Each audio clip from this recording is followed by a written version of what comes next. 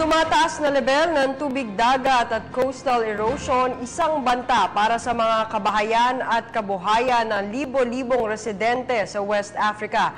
At silipin natin ang kauna-unahang larawan ng Jupiter na kuha ng Juno spacecraft mula sa ulat ni Pauline Recuesto. Nararanasan na ng mga coastal towns sa West Africa ang epekto ng global warming. Sa tourist destination na Grand Aho, nanganganib ang mga kabahayan at kabuhayan ng mga residente dahil sa tumataas na level ng tubig at sa coastal erosion. Ang coastal erosion ay isang natural phenomenon, subalit ayon sa mga eksperto, napapabilis ito bunsod ng mga aktibidad ng mga tao. At dahil na rin sa global warming, tumataas ang level ng tubig dagat sa buong mundo.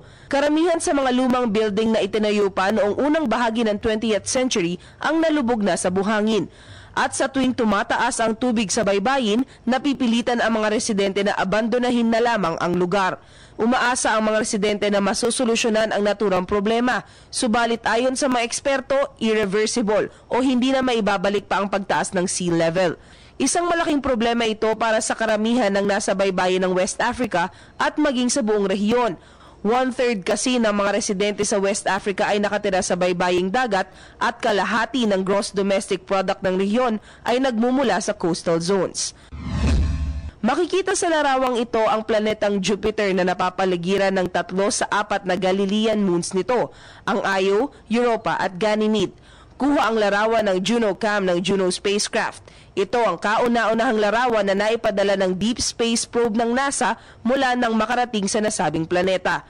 Matagumpay na nakapasok ang Juno sa orbit ng Jupiter noong nakaraang linggo matapos ang 5 taon at 2.8 billion kilometers na paglalakbay.